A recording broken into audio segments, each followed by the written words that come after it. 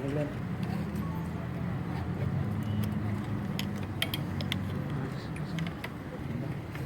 sana rumahnya ya? Bukan ini rumahnya ya? Itu nggak usah turun ya. Itu nggak usah turun ya. Betul nggak lah? Baik rekan-rekan, jadi yang pertama kali kita harus selalu memberikan apresiasi kepada kinerja Densus 88 yang tidak mengenal lelah, ya, melakukan upaya-upaya preventive strike sesuai dengan Undang-Undang 5 tahun 2018. Ya, upaya preventive strike ini merupakan suatu upaya dalam rangka untuk mitigasi ancaman serangan terorisme yang betul-betul sudah menjadi suatu ancaman nyata. Ini ancaman yang sangat real yang sudah siap betul-betul melakukan aksinya di depan mata kita. Bahwa kelompok yang diungkap saat ini berbeda dengan kelompok yang sampaikan kepada rekan-rekan JAD yang ada di Bekasi, baik JAD Lampung, kemudian JAD Bekasi maupun JAD di Jawa Tengah. Kelompok ini dulunya JAD, cuma sudah pecah dan jauh lebih militan. Ya, kelompok ini di dalam kelompok jaringan terorisme yang terstruktur lebih dikenal dengan namanya Firki Abu Hamzah, pengikutnya Abu Hamzah. Abu Hamzah sendiri saat ini masih di Syria. Dan kelompok ini memiliki rekam jejak aksi terorismenya, ada beberapa case yang terjadi. Yang pertama, ya, dia melakukan serangan terorisme dengan sasaran adalah Mapolres Surakarta. Ini kelompok ini, ya, kelompok Firki Abu Hamzah. Dan dia juga melakukan beberapa aksi-aksi yang ada di Indonesia. Termasuk, ya, jejaringnya mereka adalah Mujahidin Indonesia Timur, kelompoknya Santoso yang ada di Poso. Terkoneksi ke sana, ya, kelompok ini. Kemudian kan dari hasil pengembangan tentunya tersangka E alias Pak Jenggot ini bermula dari pengembangan penangkapan terhadap satu tersangka terorisme atas nama TH, ya, ditangkap pada tanggal 13 April 2019 di Pemalang, Jawa Tengah. Dari pengembangan hasil pemeriksaan tersangka TH didapat keterangan bahwa masih ada beberapa kelompok, ya, kelompok Firki Abu Hamzah ini yang ada di sekitar Bogor dan beberapa titik lainnya. Oleh karenanya Densus berdasarkan hasil pemeriksaan tersebut melakukan preventive strike dengan menangkap, ya, saudara E alias Pak Jenggot. Saudara E dan Pak Jenggot sendiri, ya, pengalamannya juga ini merupakan suatu deportan juga. Ya, sama dengan saudara TH ini seorang deportan juga. Dia sudah berangkat ke ISIS, ke Syria, cuman belum masuk Syria, dia ditangkap di Turki. Ya, dari Turki kemudian dideportan ke Indonesia.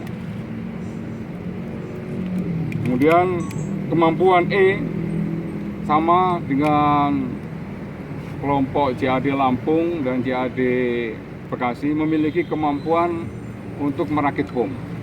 Dan kemampuan merakit bomnya tingkatannya jauh lebih tinggi dibanding Amir JAD Bekasi atas nama EY. Ya, bukan hanya TATP, ya, tapi berbagai senyawa-senyawa sudah dicoba. Makanya dia memiliki laboratorium untuk membuat bom. Mencoba untuk membuat senyawa-senyawa bom yang sifatnya ini high explosive. Ya, bom yang dibuat semua high explosive. Kemudian untuk perangkat-perangkat bom yang sudah dipersiapkan itu ada beberapa panci, ya, panci vakum.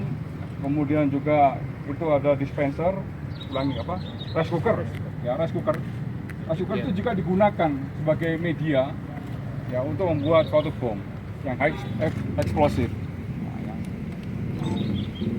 Kemudian sangat banyak, ya, barang bukti yang disita oleh Densus 88 dalam hal ini, ya, ada 6 buah bom dari bahan TATP yang sudah jadi. Ya, nanti rekan-rekan selesai ini kita akan mencoba untuk mendisposal di lapangan.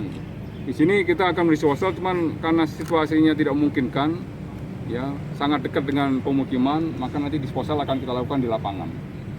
Kemudian ada satu buah buku ya, berisi tentang bagaimana catatan membuat bom, kemudian berbagai macam jenis senjata tajam, kemudian ada airsoft gun, kemudian ada bahan-bahan pembuat bom. Ini sangat banyak ya, mulai dari nitrogen, kemudian urea, sulfur, aseton, kemudian H2SO4, H2O2, HNO3, aluminium, HCI, kemudian potasium,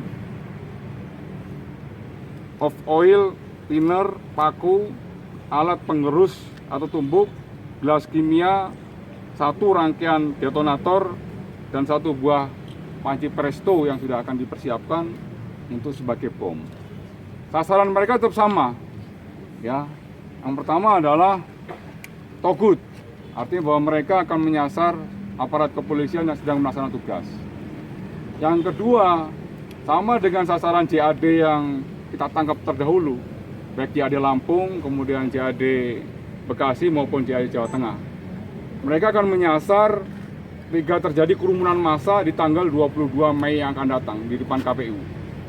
Ya, mereka mengikuti dinamika perkembangan masyarakat saat ini. Ya, dengan mereka akan melakukan serangan terorisme, aksi terorisme bom, baik itu suicide bomber, kemudian bom yang diletakkan maupun serangan-serangan terorisme yang lainnya di tanggal 22 ini.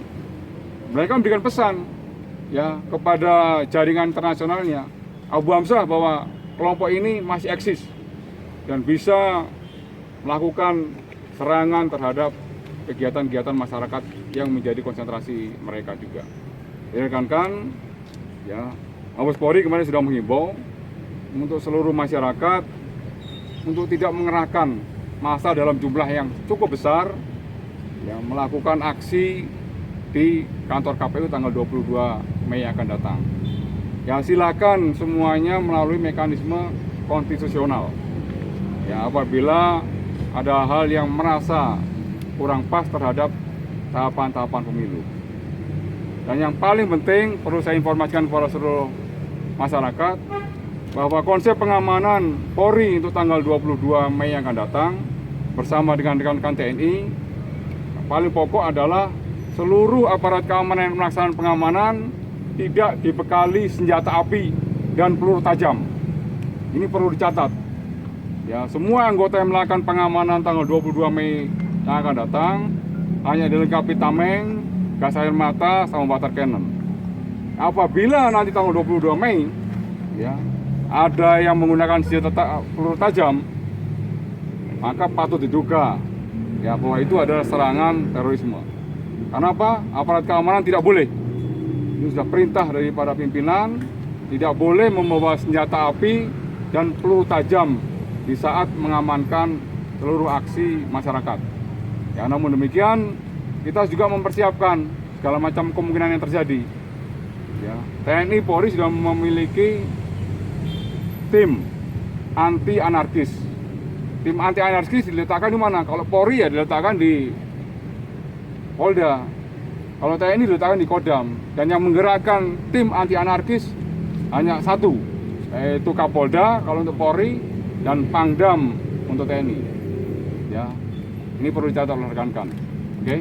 Dan izin dan ini kan selain kemampuan Endang Bule ini, selain membuat bom, apa ada kemampuan perang juga, Dan? Ya, dia sudah mengikuti latihan Aidat di Gunung Cermai ya, di Gunung Cermai. Sudah melakukan Aidat dengan kelompok ini dan juga sudah memiliki keinginan untuk bergabung dengan ISIS. Ya, meskipun dideportasi di Turki. Ya. Oke. Dan ini kan beliau kan latar belakangnya kan pendidikannya SMP ya. Ini kok bisa sampai bisa merakit bom dan lainnya gimana? Ada gurunya. Ada gurunya. Ya.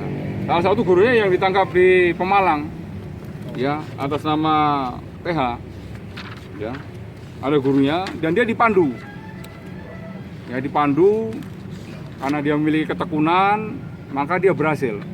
Maka dia juga bahkan mengembangkan, memiliki laboratorium sendiri dalam rangka untuk membuat bom yang high explosive tersebut.